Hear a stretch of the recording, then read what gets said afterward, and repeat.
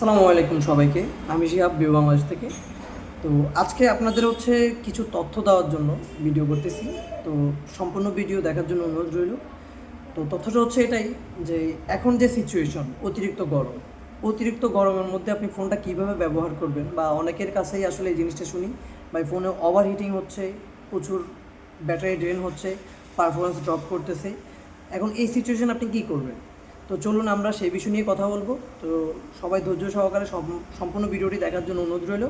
তো আমরা শুরু করতেছি স্টেপ বাই স্টেপ। তো আমাদের ফার্স্ট স্টেপের মধ্যে অতিরিক্ত গরমে, অতিরিক্ত সূর্যের তাপে আপনি মোবাইল কীভাবে ব্যবহার করবেন।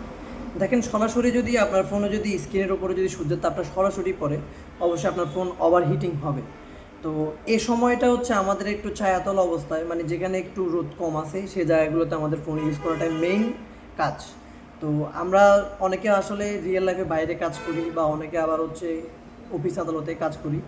তো যে যে অবস্থানে কাজ করেন, আপনি আপনার ফোনটাকে একটু মানে ঠান্ডা অবস্থায় রাখবেন, কারণ এটা ইলেকট্রিক জিনিস।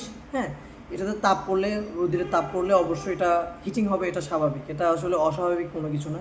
তো আপনি একটু ছায়াতলে অবস্থায় ফোনটা চালালে আপনার জন্য ভালো হবে। তো আমাদের দ্বিতীয় স্টেপের মধ্যে অতিরিক্ত গরমে আমরা অনেকে দেখি যে ভারী ইউজ করি।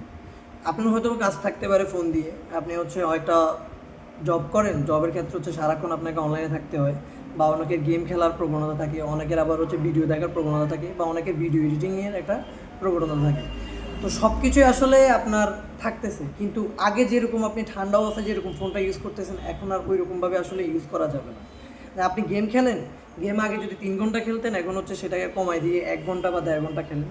এতে করে আপনার ফোনের পারফরমেন্সের জন্য ভালো, ব্যাটারির জন্য ভালো, আপনার ফোনটা ওভার হিটিং হচ্ছে না। ইভেন কি যারা বাইরে অনলাইনে কাজ করেন, বা বিভিন্ন অ্যাসার ট্যাসারও থাকতে পারেন, অনেকে অনেক ধরনের কাজ করেন। তো সেক্ষেত্রে আপনি ওই ছায়াতলা অবস্থাগুলোতে কাজ করেন, মানে আগে যে পরিমাণ কাজ করতেছেন তার কাজের দাপটা একটু কমায় দেন এই গরমের সময়তে, তাহলে আপনার ফোনের পারফরমেন্সটা ভালো থাকবে।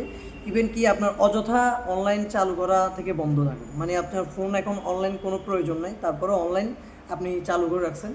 তো এর ক্ষেত্রে মানে ডাটাটা আর কি, ডাটা যদি চালু করে রাখেন, ডাটা আপনার নেট কভারেজ নিতে একটু সমস্যা করবে, তো এই কারণে ফোন হিটিং হওয়ার চান্স থাকে। তো এই জিনিসটা থেকেও বিরত থাকবেন। আমাদের মোবাইল গরম হওয়ার যে তৃতীয় ধাপটি আসলে আমরা রিয়েল লাইফে অনেকেই ফোন চার্জ অবস্থায় টিপাটিপি করি। আপনি যখন ফোনটাকে চার্জ করবেন, এটা একটা ইলেকট্রো লাইন থেকে আপনার ব্যাটারি আপনার অ্যাডাপ্টারে সেটা চার্জটা টানবে। ওই অ্যাডাপ্টার থেকে মানে একটা ডাটা কেবল দ্বারা আপনার ফোনে চার্জিং পোর্টে চার্জটা আসবে, এরপর আপনার ব্যাটারি সেই জিনিসটা চার্জ নেবে। তা আপনি এই অবস্থায় যদি ফোনটা চালান বা নেট চালান বা ফোনটা যে কোনো কাজ করেন, ফোন অবশ্যই হিটিং হবে। এমনিতেই কিন্তু চার্জ দেওয়ার সময় ফোন হিট হয়। তো আপনি যদি ওই অবস্থায় যদি ফোনটা ইউজ করেন, অবশ্যই এটা ওভার হিটিং হবে। তো এতে করে আপনার ব্যাটারিও ড্যামেজ হবে, আপনার ডিসপ্লেও তো এক ধরনের প্রবলেম আসতে পারে। এরপর আপনার পারফরমেন্স, যে অনেক সময় বলেন যে ফোন হ্যাং করে, ল্যাগ করে, তো এটা কী কারণে করে? আমাদের আসলে সঠিক ব্যবহার না করার কারণ আমাদের ফোনগুলো বর্তমানে সমস্যাগুলো হচ্ছে। তো চার্জিং লাগানো অবস্থায় এই সময় ফোন না ইউজ করাটাই বেটার। তো আমাদের চতুর্থ স্টেপের মধ্যে আমরা অনেকেই ফোনের ক্ষেত্রে কাভার ইউজ করি, ব্যাক কাভার ইউজ করি। তো অনেকে দেখা যায় যে আপনার ফোনটা যেমনই হোক, সে একটা ভারী কাভার ইউজ করে। এখন একটা ইলেকট্রিক জিনিস, সেটাকে অবশ্যই আলো বাতাসের মধ্যে অবশ্যই রাখতে হবে, তা না হলে এটাতে আপনার কাজটা ওই রকমভাবেও আসবে না, পারফরমেন্সটা ওইভাবে আসবে না। যখন আপনি একটা মোটা কাভার দিয়ে আপনার ফোনটাকে আপনি সংযুক্ত করে রেখে দিবেন, তখন সেই ফোনটা আপনার ফোনের যে হিটিংটা আছে, যে হিটিংটা হবে, সেটা রিলাইজ বা বাইর হইতে পারবে না। আবার যখন আপনি ওভার হিটিং করবেন ফোনটা, এটা সেটার রিকভার নিতে পারবে না, কারণ আলো বাতাস যদি না আসে, ফোনটা আপনার রিকভার হবে না, এবং কি ফোনটা আপনার ঠান্ডাও হবে না। তো আপনি এই সময়ে আপনি ভারী খাবারগুলো থেকে বিরত রাখুন, মানে আপনার ফোনটা ভারী ধরনের যে কাভারগুলো আছে, ব্যাক কাভারগুলো আছে, এগুলো থেকে বিরত থাকেন। আপনারা একটা নর্মাল পাতলা কাভার ইউজ করার ট্রাই করবেন।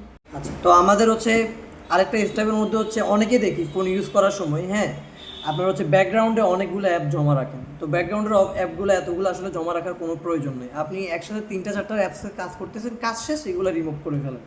দেখা গেছে অনেকে সকালে আপনি ফোনটা চালানো শুরু করছেন, সকাল থেকে সন্ধ্যা পর্যন্ত আপনি যতগুলো অ্যাপস ওপেন করছেন, প্রত্যেকগুলো অ্যাপস আপনার ব্যাকগ্রাউন্ডে চলে আসে। তো যতগুলো আপনার অনলাইন জাতীয় যে ব্যাকগ্রাউন্ডের অ্যাপগুলো আছে, সেগুলো কিন্তু অনলাইন কিন্তু কভারেজ নিচ্ছে, কারণ আপনাকে একটা রিফ্রেশ দিচ্ছে। আপনি যখন আবার ওই অ্যাপটাতে যাবেন, সেটা কিন্তু আগের ফেজেই চলে আসবে। তো এই জিনিসগুলো থেকেও বিরত থাকবেন। আপনি যদি ব্যাকগ্রাউন্ডে বেশি অ্যাপ জমা রাখেন, তো সেক্ষেত্রে আপনার ফোন হিটিং হওয়ার চান্স আছে, বা ফোনের পারফরমেন্স ড্রপ করারও চান্স আছে।